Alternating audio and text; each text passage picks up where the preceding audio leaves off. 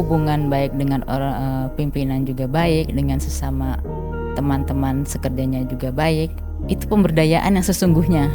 Pengambilan keputusan atau proses penyelesaian masalah. Nah, itu pemimpin tidak lagi menjadi poros kan kalau seperti itu. Tapi dalam pelaksanaannya ketika pemimpin itu terbuka, mau melakukan komunikasi dua arah, bersedia memberdayakan kemampuan-kemampuan, talenta-talenta daripada anggotanya, maka apa yang tadi center di kepemimpinan itu akan meluber ke bawah dengan sendirinya. Mencair lah ya. Ya, mencair. Nah, itu kan lebih enak ya Pak Ari ya. Pemimpinnya juga sebenarnya lebih enak menurut saya. Kan nggak pusing sendiri dia. Iya. Assalamualaikum warahmatullahi wabarakatuh. Jumpa lagi dengan podcast Forum Doktor Manajemen Pendidikan Unpad atau FDMP Unpad. Dan ini untuk episode yang kesekian kalinya. Dan tema kali ini juga narasumber kita kali ini akan membahas satu topik yang sangat penting, sangat bermanfaat tentunya, dan ini akan menjadikan sebuah organisasi untuk banyak bisa mempelajari bagaimana sih organisasi itu bisa memberdayakan. Jadi kita akan membahas topik membangun iklim organisasi yang memberdayakan, dan tamu kita kali ini yaitu Ibu Dr. Lisa. Bu Dr. Lisa, apa kabar Bu? Selamat datang. Alhamdulillah sehat walafiat. Terima kasih sudah diundang kemari. Iya. Jadi Bu Dr. Lisa punya banyak pengalaman ya memberikan pelatihan. Ya, beliau juga akademisi ya, dan tentu saja praktisi juga dan banyak sekali kegiatan yang mungkin nanti kita akan ngobrol sedikit. Bu Dr. Lisa, welcome sekali lagi, selamat datang. Terima dan kasih. Kita lebih ingin mengenal lebih dulu ya Ibu Dr. Lisa. Mungkin bisa ceritakan Bu, Oh iya. singkat Bu Dr. Lisa aktif di mana dan kemudian expert di bidang apa saja. Silakan Bu. Assalamualaikum warahmatullahi wabarakatuh, para permisa semua. Saya seorang dosen ya, secara terdaftar di dalam kedosenan Indonesia ya. Alhamdulillah saya dosen di Universitas Pakuan di Fakultas Pasca Sarjana, khususnya untuk prodi Manajemen Pendidikan Magister. Saat ini tentu sebagai seorang dosen kita memiliki pekerjaan ya, selain mengajar ya kita harus membimbing mahasiswa dan melakukan penelitian serta pengabdian kepada masyarakat. Jadi di dalam melaksanakan tugas kedosenan tersebut ya alhamdulillah banyak kesempatan ya terjun ke masyarakat, melakukan penyuluhan ya, atau memberikan motivasi, fasilitator, transfer ilmu kepada masyarakat, khususnya untuk bidang pendidikan kepada guru-guru dan mahasiswa dan juga siswa di sekolah. Iya. Dan Ibu Lisa juga kalau tidak salah juga mengajar. Saya guru piano. Guru piano. Iya, luar biasa.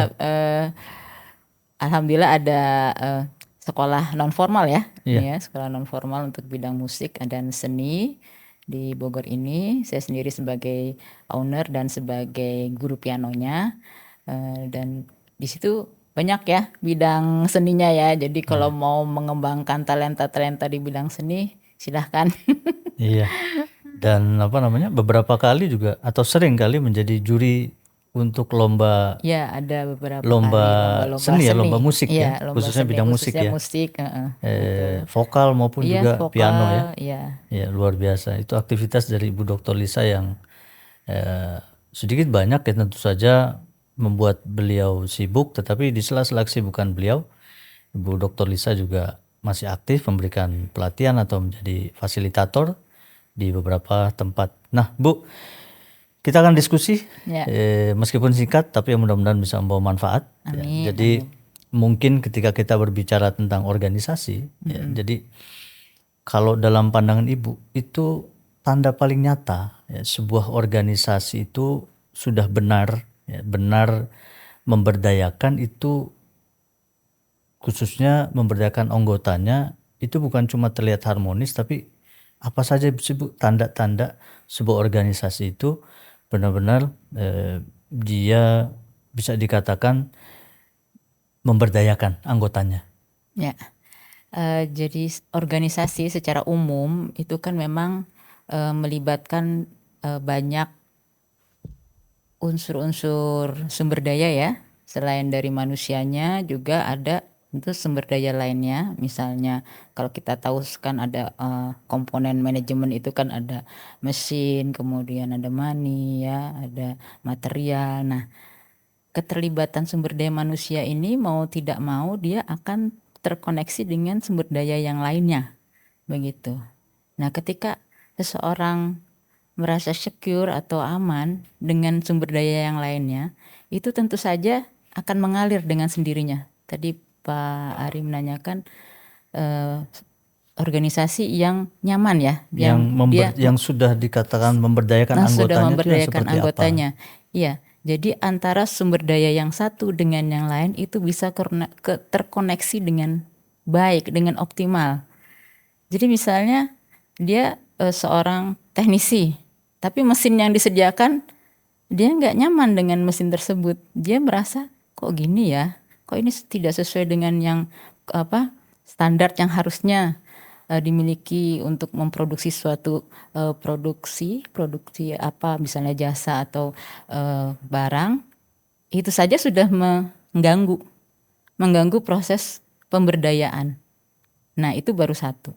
Belum dengan hubungan dengan atasan, hubungan dengan sesama tim kerjanya, kemudian juga peraturan-peraturan yang berlaku atau kebijakan-kebijakan yang berlaku di organisasi tersebut. Nah, ketika seorang karyawan atau anggota organisasi itu merasa sudah diberdaya dan dia pun merasa sudah, tadi saya kembali nyaman tadi ya. Nyaman artinya dia tuh udah diberdaya dengan dia nggak merasa dipaksa, ya. Dia nggak merasa mengikuti aturan standar-standar yang lelah gitu, melelahkan begitu ya. Tapi dia nyaman dengan peraturan yang ada, melakukan pekerjaannya tadi dengan unsur-unsur produksi yang lainnya, dia nyaman. Itu dengan sendirinya pemberdayaan itu akan mengalir, terup.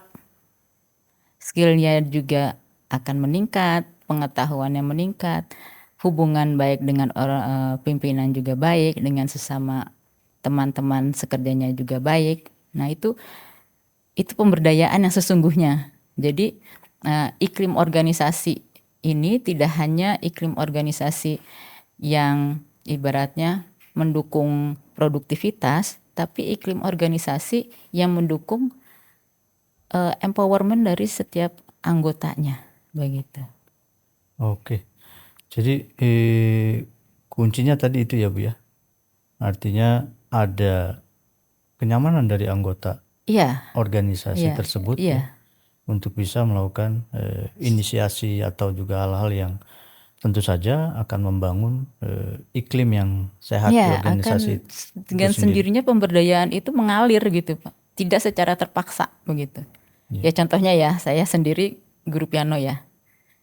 Ketika saya mengajar, pianonya tidak mendukung, fals gitu, ada satu not yang ini kan saya mulai terganggu kan, dan pasti murid saya juga terganggu. Jadi konektivitas antar sumber daya ini penting banget. Jadi si perusahaan itu harus menyediakan bukan hanya mengoptimalkan manusianya, tapi dia punya sarana mesin, material, money, kemudian SOP yang disediakan. Itu semuanya terkoneksi dengan baik begitu. Baik. Nah Bu, ya mungkin kita pernah lihat ya, atau saya sendiri juga pernah menyaksikan misalnya ada organisasi secara administrasi itu sangat tertib, rapih gitu ya. Tetapi terlihat itu justru lemah dalam hal membangun inisiasi dari anggota organisasinya. Dan ini kan membuat anggota organisasi itu sendiri mungkin agak cenderung untuk kurang berani berkontribusi lebih gitu ya. Jadi administrasi itu kan satu hal yang rutin mungkin ya. Nah betul. Itu kenapa hal ini bisa terjadi Bu? Ya, Di Indonesia ini ya, mungkin juga negara lain ya, kita kan mengenal dengan khususnya kalau di dunia pendidikan kan ada akreditasi ya. Nah, akreditasi itu kan yang dikejar oleh kita semua ya. Di sekolah Bapak juga pasti kan mengejar akreditasi untuk mencapai unggul atau apa kategori A begitu ya. Nah, itu semua administratif sebenarnya sifatnya. Ketika akan datang nih asesor, kan kita sudah mempersiapkan dengan sebaik-baiknya.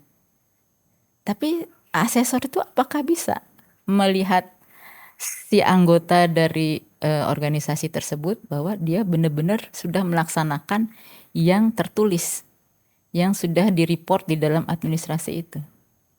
Bagaimana coba caranya? Adakah indikator yang mengkoneksi antara si anggota organisasi atau guru atau dosen dengan apa yang sudah tertulis di dalamnya itu? Itu kan who knows ya. Nah, memang ini ya sebuah kenyataan yang dilematis ya. Banyak sebenarnya yang secara di atas kertas atau akreditasi bagus, tetapi ternyata di situ komunikasi antar bawahan dengan atasan tidak tidak terjalin dengan baik. Artinya sebenarnya bawahannya yang ada hanya mengikuti peraturan, tidak sampai kepada mereka bisa menyampaikan aspirasi, bisa menyampaikan ide-ide, atau bisa menyampaikan kritik. Nah, ini kan titik yang sangat krusial, biasanya sulit seorang pimpinan menerima kritikan.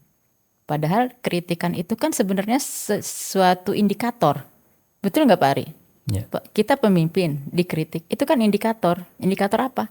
Bahwa ada sesuatu loh, ada sesuatu di dalam sistem organisasi kita. Jadi kritik itu bukan sesuatu yang salah nih, sesuatu yang salah nih pasti. Bukan. Kritik itu sebenarnya indikator bahwa organisasi ini harus berbenah diri loh. Ada sesuatu yang miss begitu. Nah, seringkali para pemimpin ini memang sulit menerima masukan yang sifatnya mungkin tidak nyaman untuk didengar atau tidak nyaman untuk dicerna lebih lanjut, sehingga ketika terjadi penyampaian aspirasi yang indikasinya ke arah kritik atau negatif, langsung di keep ibaratnya.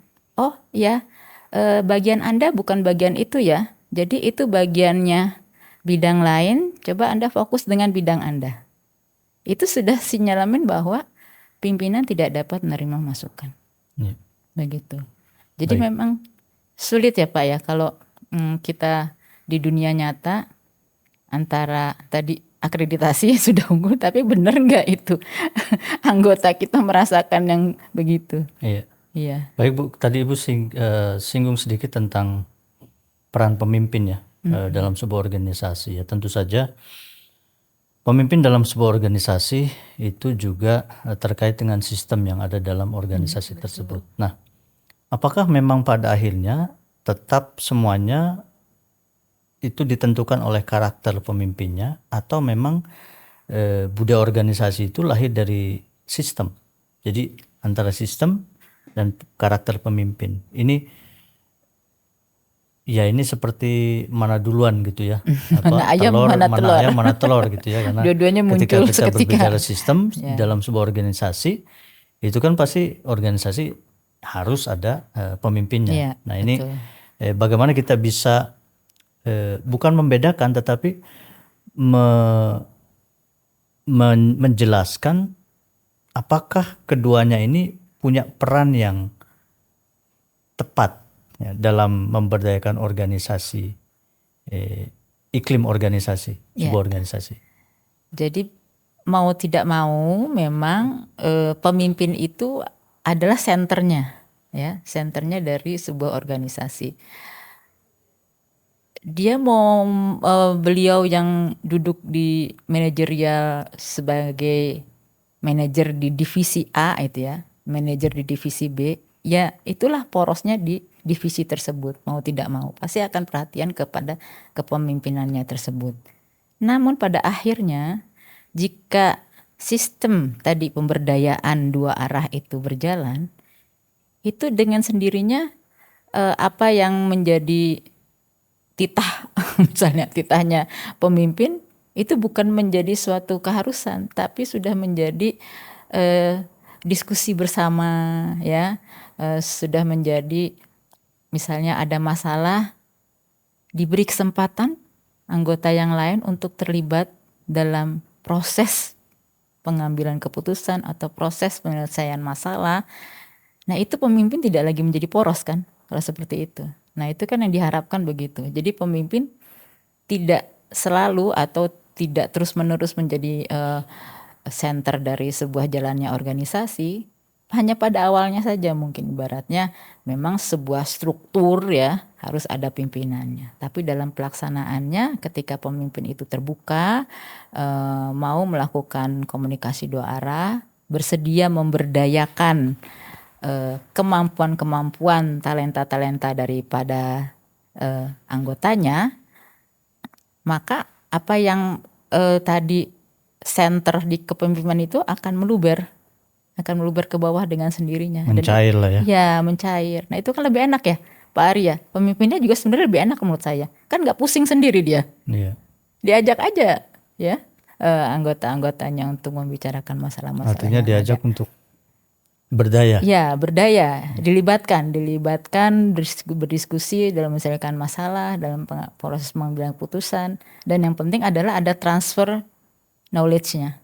Oh, Jadi oke. transfer knowledge-nya ini kan mungkin yang dimiliki oleh si Artinya pemimpinnya. peran pemimpin di sini dia bisa mentransfer knowledge Iya, harus kepada bawahannya. ya bawahannya atau orang-orangnya Iya. gitu ya, yang mereka akhirnya ikut merasa terlibat Iya. gitu ya terhadap ya segala suatu hal Iya. yang terkait dengan organisasinya gitu ya. Dan Nah, di sini sebenarnya kalau dalam teori manajemen knowledge itu kan ada tacit knowledge ibaratnya ya. Itu belum tentu punyanya pemimpin, siapa tahu punyanya para anggota kita. Ya kan? Kita tidak akan tahu potensi anggota kita kalau kita tidak bisa berkolaborasi dengan baik, tidak bisa berkomunikasi dua arah gitu. Nah, Bu, kalau kita berbicara tentang pemimpin dan juga anggota dari suatu organisasi, kita mengenal istilah kepatuhan ya. Iya dong. Ya, kalau secara struktural ya. Iya. Nah, itu gimana menurut Ibu dalam sebuah lembaga atau organisasi, lembaga pendidikan lah misalnya gitu ya. Itu cara membedakan antara kepatuhan, ya, kepatuhan di sini yang lahir ya karena tekanan itu dengan keterlibatan yang tumbuh ya karena pemberdayaan. Jadi ada kepatuhan yang karena terpaksa gitu ya. Tapi ada inisiasi yang justru karena memang dia merasakan bahwa oh iya ini urusan saya, meskipun itu bukan urusannya tapi sedikit banyak ya tanpa mencampuri lebih jauh gitu ya satu pekerjaan, kemudian dia merasa bertanggung jawab anggota organisasi ini. Nah, ini menurut Ibu gimana cara membedakan anggota organisasi tersebut? Membedakannya mungkin yang tahu hanya kalangan anggota. Anggota, bisik-bisik anggota. Karena jangan sampai terdengar atasan gitu ya. Itu kan biasanya jadi kayak kepatuhan yang ada kepatuhan semu, yang dipaksa. Ibaratnya kepatuhan semu ya. Ada yang memang karena merasa ikut bertanggung jawab gitu ya. Jadi sudah tumbuh rasa engagement mungkin ya. Engagement dari bawahannya bahwa saya adalah bagian dari organisasi ini. Kemudian ada istilah lagi OCB, organizational citizenship behavior. Itu kan si anggota itu sudah tidak lagi berhitung secara saya cuma dikasih kompensasi segini, kerja saya gini aja dong. Kalau OCB kan enggak, dia sudah out of all dia punya, dia berikan kepada organisasi. Itu yang kita harapkan begitu. Ya perbedaannya memang kalau kita lihat dari mungkin masyarakat luar sulit ya, tapi kalau kita sesama internal SDM di dalam organisasi itu kan pasti sudah merasakan ini cuma ada ketika bos datang kalau bos pulang udah beda lagi. Itu kan yang tahu kan kita internal anggota ya. Tapi kalau pimpinannya sebenarnya kalau dia peka, ada rasa empati saja ya. Pemimpin kan harus punya rasa empati. Kalau dia punya rasa empati dan dia kembangkan rasa empati itu, sebenarnya dia merasakan kok ketulusan dan tadi kepatuhan yang semu tadi dari anggotanya, atau mereka cuma ABS aja asal Bapak senang. Begitu. Nah, itu kan Oke. sesuatu yang ibaratnya tadi ada engagement, adanya rasa OCB, dan dari pemimpinnya harus ada rasa empati tadi. Iya. Gitu. Oke. Nah, Bu, kita singgung sedikit bahwa di dalam organisasi itu tentu ada yang namanya kolaborasi.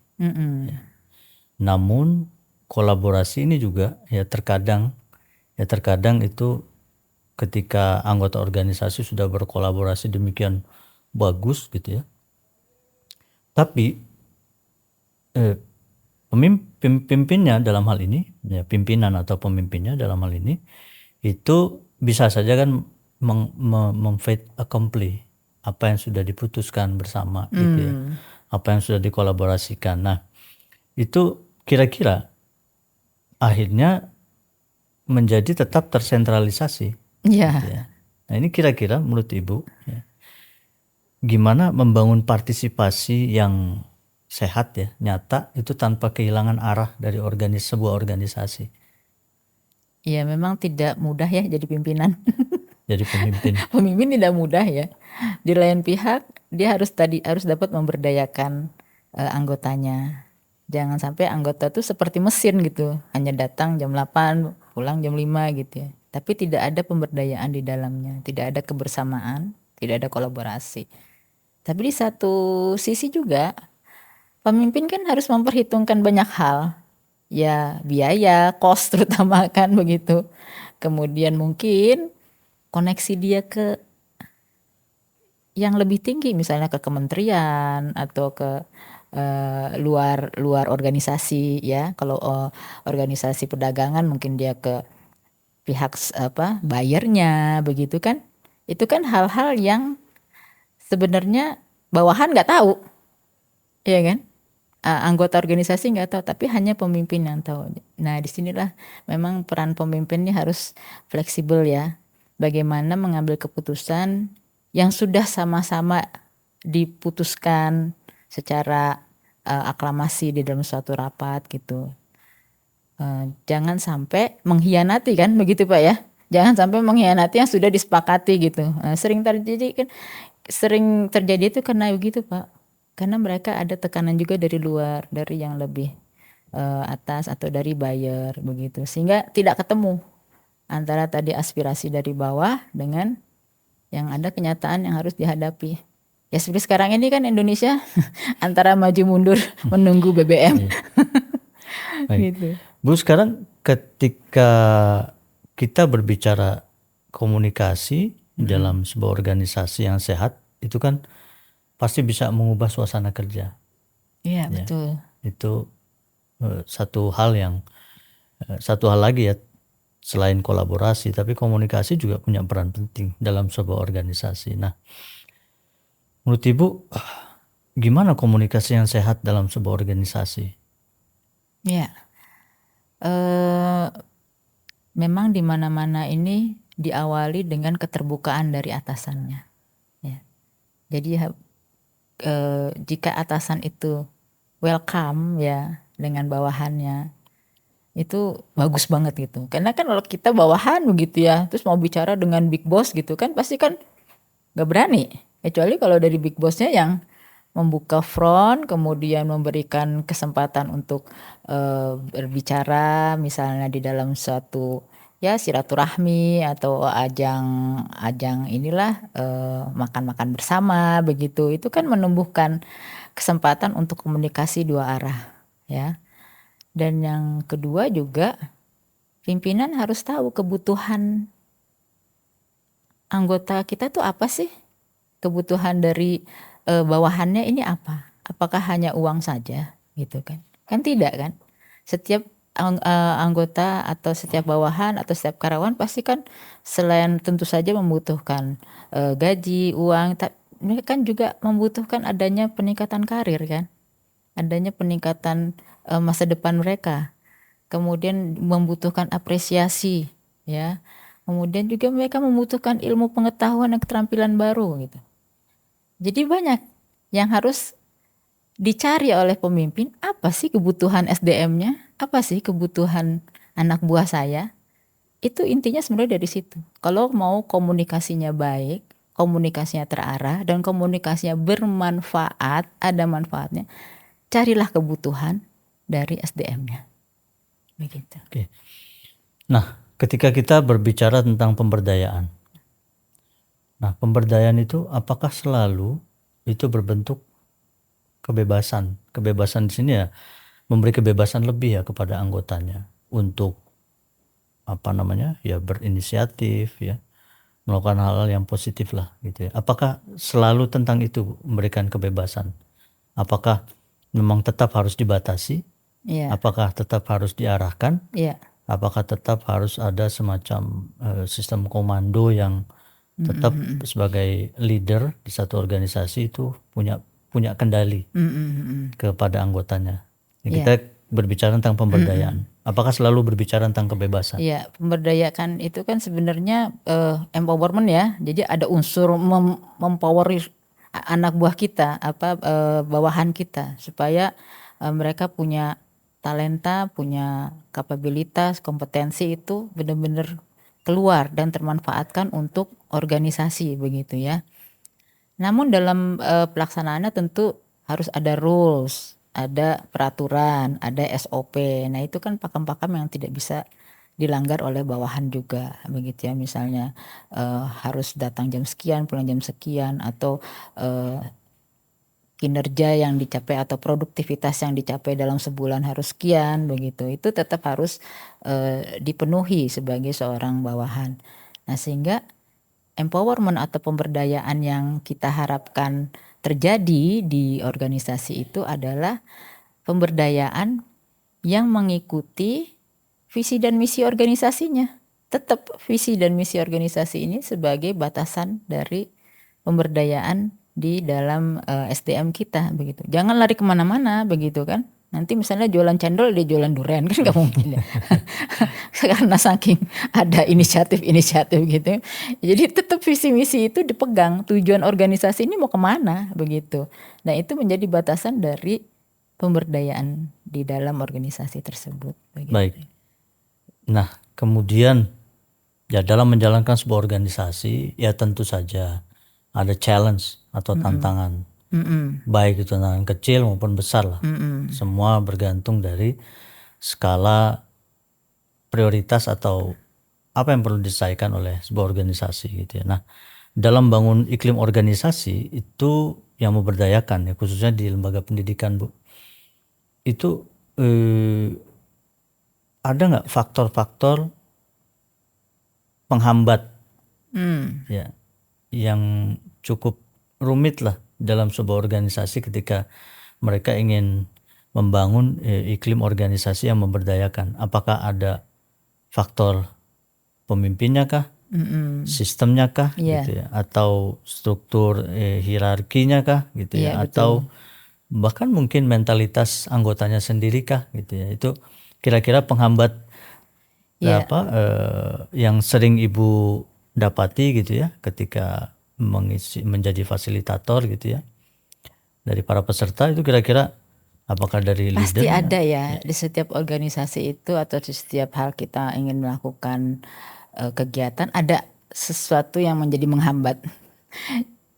Yang pertama tentu menghambat ada di dalam diri kita sendiri. Kurangnya rasa berani biasanya. Begitu ya. Nah, ini kan menjadi penghambat internal kita ya. Makanya dibutuhkan suatu sistem yang memberdayakan tadi, iklim organisasi yang memberdayakan tadi, diharapkan yang tadinya takut-takut itu jadi berani begitu Pak. Jadi yang tadinya takut bicara, yang tadinya takut menyampaikan pendapat, dengan adanya sistem yang memberdayakan tersebut, tanpa terasa mereka jadi terlibat, jadi terdorong untuk menyampaikan ide-ide mereka, menyampaikan aspirasi mereka gitu. Jadi hambatan utama sebenarnya dari si SDM-nya tersebut, kurang berani dalam menyampaikan aspirasinya. Nah, hambatan yang kedua tentu dari pimpinan. Ada pimpinan yang otoriter, ada pimpinan yang tadi tidak mau mengetahui kebutuhan bawahannya, taunya pokoknya udah digaji udah begitu. Padahal banyak hal lain yang SDM inginkan begitu ya. Nah, kemudian yang berikutnya adalah birokrasi yang kaku. Sebenarnya ini banyak terjadi ya, baik di dalam organisasi pendidikan maupun di luar. Organisasi yang kaku begini, jadi ketika terjadi masalah, oh ya udah Anda dipecat tanpa adanya SP1 lah dulu gitu ya. SP1 berarti ada penyelesaian yang mendukung 50-50 lah begitu ya, antara organisasi dengan SDM-nya begitu. Nah, ini yang birokrasi yang kaku ini sangat menghambat begitu ya. Nah, yang berikutnya tentu saja kalau tadi Pak, antar SDM-nya bukan manusia ya, antar sumber daya manajemen itu tidak terkoneksi begitu. Ini ahli apa, mesinnya disediain tidak sesuai. Ini pendidikannya misalnya apa tadi, kalau kita sekolah kan punya sekolah menengah kejuruan itu SMK, maunya bidangnya bidang otomotif, tapi yang disediakan sarananya sarana otomotif yang jadul, kan menjadi tidak terupgrade ilmu pengetahuan diharapkan terjadi di situ. Jadi perlu antar sumber daya itu harus sesuai satu dengan yang lainnya begitu. Oke, baik. Oke, Bu, kita ini sudah masuk ke penghujung diskusi kita, tapi ada satu pertanyaan terakhir yang saya ingin tanyakan, tapi sebetulnya ini lebih kepada bagaimana seandainya Ibu diminta untuk memberikan masukan, nasihat atau saran ya, kepada para pemimpin organisasi ya, agar organisasinya itu atau anggota organisasinya itu bisa berdaya dan organisasinya itu bisa terbangun iklim yang memberdayakan organisasinya itu sendiri. Kira-kira apa nasihat Bu Lisa? Ya, silakan bisa disampaikan. Sedikit nasihat yang mungkin saya belum pakarnya sebenarnya ya, tapi saya coba menyusun dalam satu kalimat yang baik. Pemimpin itu harus terjun ke bawah ya, partisipatifnya harus tinggi ya, kemudian menghilangkan egonya juga harus kuat ya, harus berani mendengarkan tadi keluhan SDM-nya, harus berani mendengarkan kebutuhan SDM-nya, membuka ruang kritik ya, jangan takut untuk dikritik, karena saya bilang tadi kritik itu bukan sesuatu yang menakutkan, tapi itu adalah indikator. Justru kita berterima kasih kalau ada yang mampu memberikan kita masukan, itu kan indikator kita untuk memperbaiki ya. Jadi pemimpin itu harus berani membuka hati, membuka telinga, membuka mata ya, melihat apa yang terjadi di bawahannya ya, dan berilah kesempatan kepada bawahan atau anggota organisasi tersebut untuk maju bersama-sama organisasinya. Jadi tidak melulu misalnya kalau untuk sekolah tingkat kelulusan ya Pak ya, tingkat kelulusan, kemudian nilai kelulusan, kemudian diterima di jenjang yang lebih tinggi, tetapi seluruh SDM, karyawan maupun guru-gurunya itu diberi kesempatan juga untuk berkembang, baik dalam peningkatan keterampilan, peningkatan pengetahuan, dan peningkatan pengalaman yang bermakna. Demikian. Oke, baik Bu Dr. Lisa, luar biasa. Terima kasih Ibu Sama-sama, Dr. Pak Lisa Ari. sudah berbagi pengetahuan dan juga pengalamannya kepada kita semua dan para pemirsa penonton sekalian. Demikianlah podcast kita pada kesempatan kali ini. Mudah-mudahan bermanfaat buat kita semua, khususnya bagi Anda para pemimpin organisasi dan tentu anggota organisasi di bidang apapun. Mudah-mudahan apa yang tadi sudah disampaikan bawa manfaat. Terima kasih. Assalamualaikum warahmatullahi wabarakatuh. Waalaikumsalam warahmatullahi wabarakatuh.